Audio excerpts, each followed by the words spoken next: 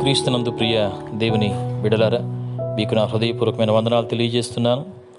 ఈరోజు కొరకు మరొక చిరు సందేశాన్ని ఆలకించి దైవదీవెన సంపాదించుకుందామా?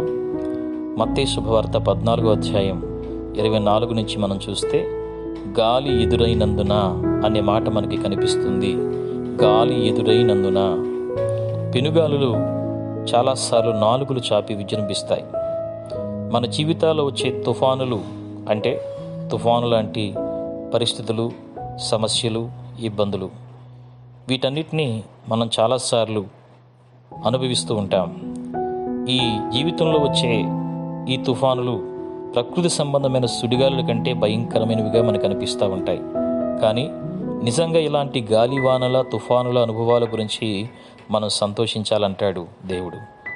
ఉదయం, అస్తమయం లేక సంవత్సరం పొడుగున సంధ్యా సమయం ఉండే ప్రదేశాల్లో ఆకైనా గలగలలాడకుండా గాలి విసిరిన లోతైన కొండ లోయల్లో ఉండడం కంటే వర్షాలు కురిసి వరదలు వచ్చే చోట్ల నివసించడం మేలు కదా.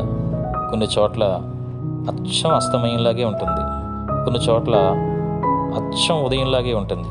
ఇక రోజంతా, సంవత్సరం అంతా ఒకే అనుభవంలో, ఒకే వాతావరణంలో వారు జీవిస్తూ ఉంటారు. మనం అలాంటి ప్రదేశాల్లో ఉండడం కంటే ఇలా వర్షాలు కురిసి వరదలు వచ్చే ప్రదేశాల్లో నివసించడం మేలు కదా. శోధనల కారు మేఘాలు గుండెల్లో గుబులు పుట్టించవచ్చు, కానీ ఆత్మ తీవ్రత నిండిన ప్రార్థనకి మనల్ని ప్రేరేపించేవి ఆ పరిస్థితులే కదా. ఇంకా ఆతృతతో మనకి ఇవ్వబడిన వాగ్దానాలను గట్టిగా పట్టుకునేలా చేసేవి ఆ సమస్యలే కదా. ఎడబాట్లని తుఫానులు హృదయ విదారకమైనవి. అయితే తన వైపుకి మనల్ని మళ్లించుకునే దేవుని సాధనాలు అవే. ఆయన రహస్యంగా మనతో ఉండి మృదువుగా, మెల్లగా మనతో మాట్లాడే సందర్భాలు అవే. అలలకి, పెనుగాలుల తాకిడికి నావ ఊగినప్పుడే కదా నావికుని సామర్థ్యం బయటపడేది. తుఫానులు మనపై విరుచుకుపడకుండా చేసేవాడు కాదు మన ప్రభు. అయితే ఆ తుఫానులో మనకు అండగా నిలుస్తాడు. మన ప్రయాణం సుఖంగా సాగుతుందని ఎప్పుడూ మాట ఇవ్వలేదు, కానీ గమ్యం మాత్రం క్షేమంగా చేర్చే బాధ్యత నాది అని అన్నాడు.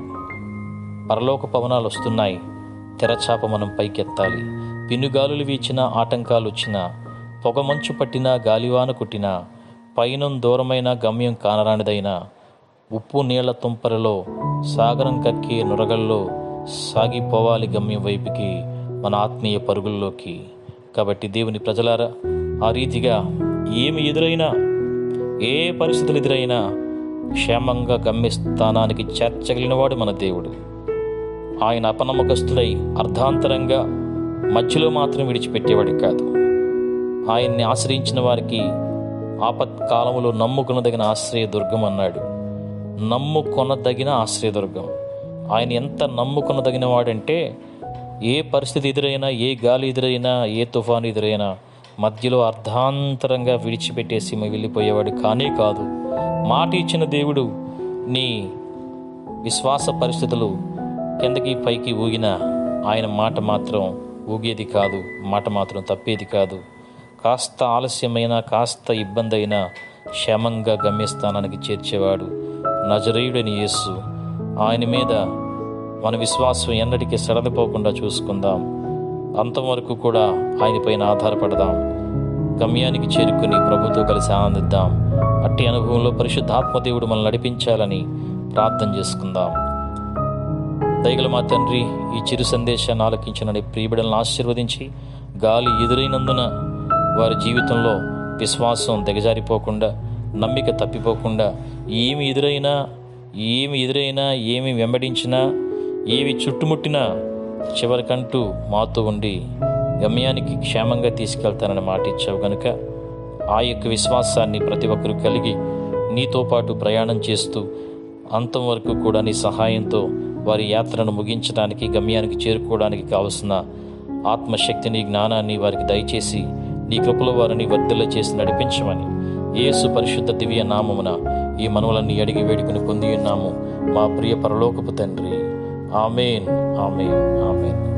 దేవుని కృపా సమాధానాలు మీ అందరికీ సదా తోడై నడిపించునుగాక. ఆమేన్.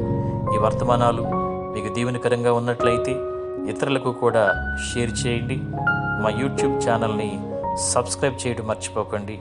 దేవుని కృప మనందరికీ సదా తోడై ఉండి ఆయన సందులో మనల్ని 30దంతులుగా 60దంతులుగా 100దంతులుగా ఫలింపచేసి వర్ధిల్ల చేయునుగాక. ఆమేన్.